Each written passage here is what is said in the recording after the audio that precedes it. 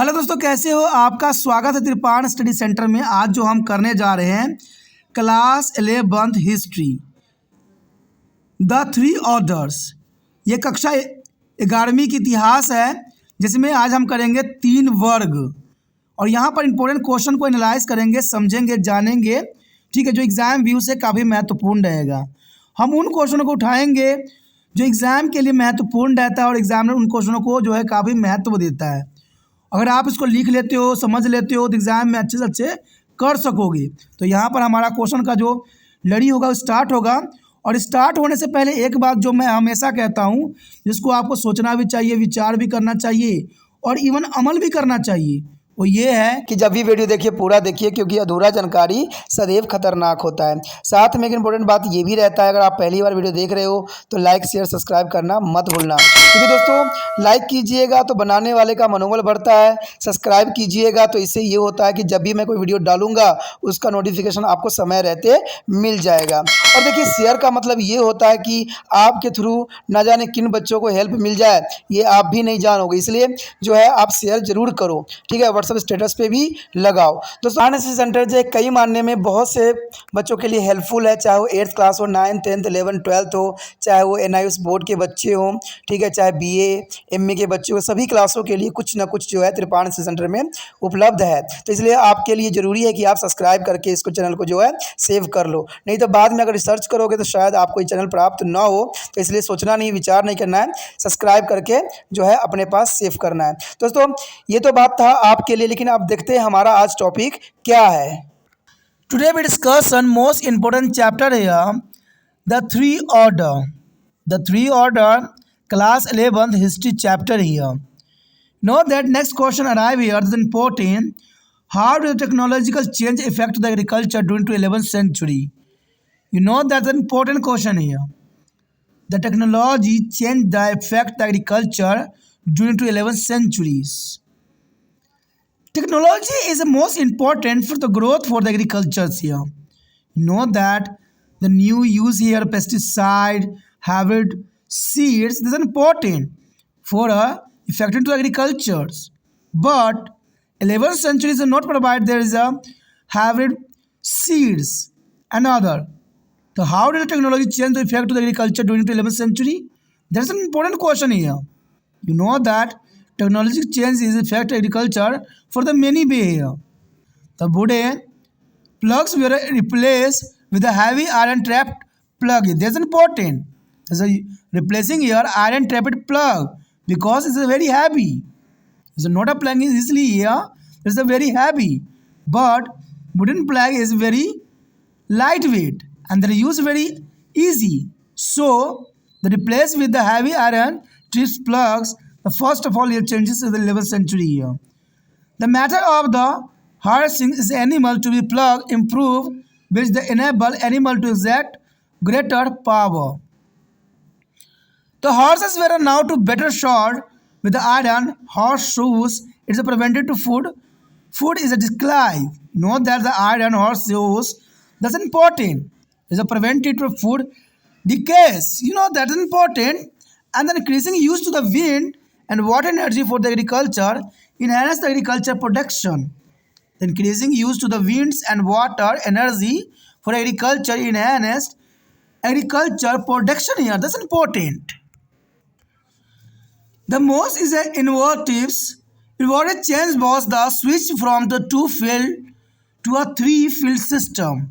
Now peasant could be used to the field 2 years out of 3 if they are planted it with the one crop in the autumn months and the different crop in the spring as a year and a half or later.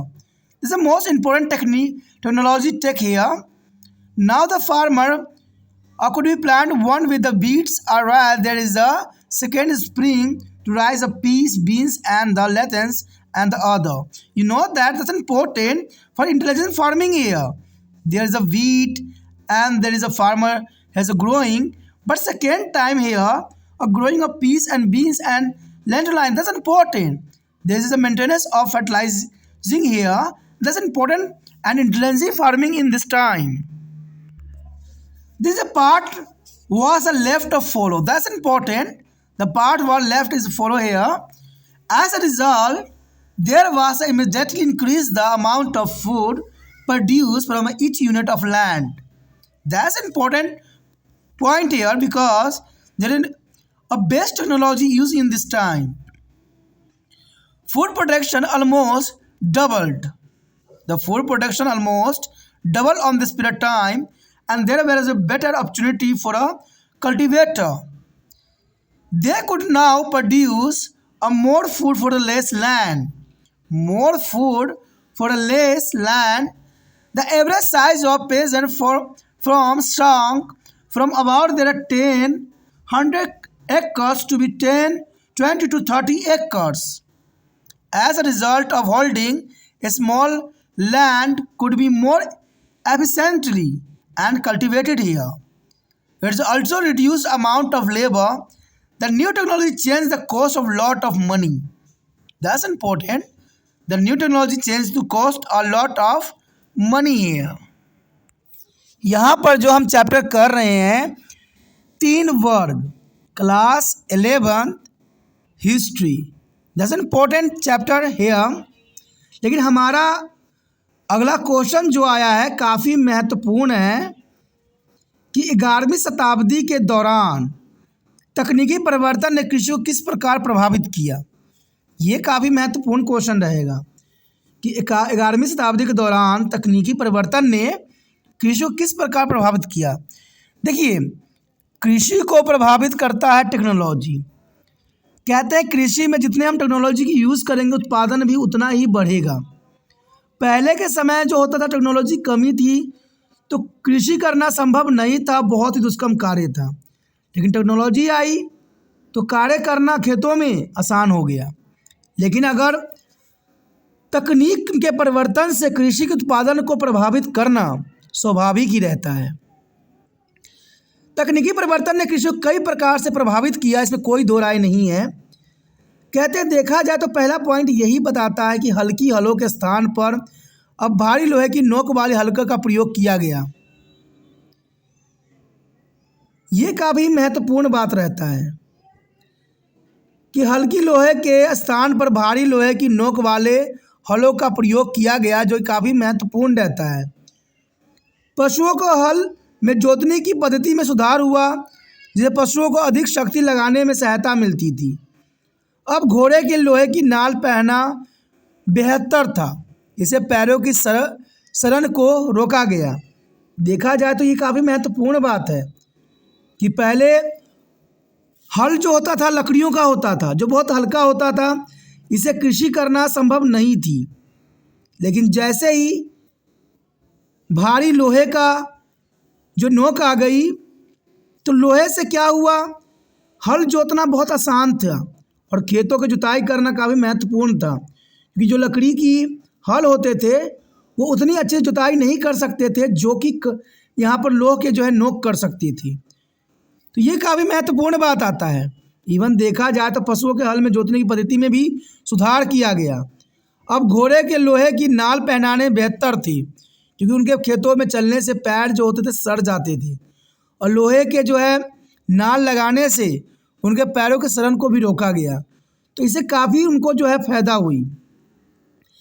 कृषि के लिए पवन और जल ऊर्जा को बढ़ते उपयोग से कृषि उत्पादन में काफ़ी वृद्धि भी हमें देखने को मिला कि कृषि के लिए पवन और जल ऊर्जा को बढ़ते उपयोग से कृषि उत्पादन में काफ़ी वृद्धि हमें देखने को मिला, क्योंकि जनरल सी बात है टेक्नोलॉजी बढ़ाई जाएगी तो कृषि में उत्पादन भी बढ़ना एक आम बात बन जाती है। सबसे नवीन परिवर्तन 2 फीड से 3 फीड प्रणाली में स्विच करना था, यानी 2 फीड से 3 फील्ड में जो है बदलना था। अब किसान एक खेत का उपयोग तीनों में से 2 साल तक कर सकते थे, यानी खेतों का उपयोग 3 में से 2 साल तक कर सकते थे यदि वे शरद ऋतु में एक फसल लगाते और 1.5 साल बाद बसंत में एक अलग फसल उगाते। तो देखा जाए तो सब फसल लगाने की पद्धति बहुत ही अनोखी थी।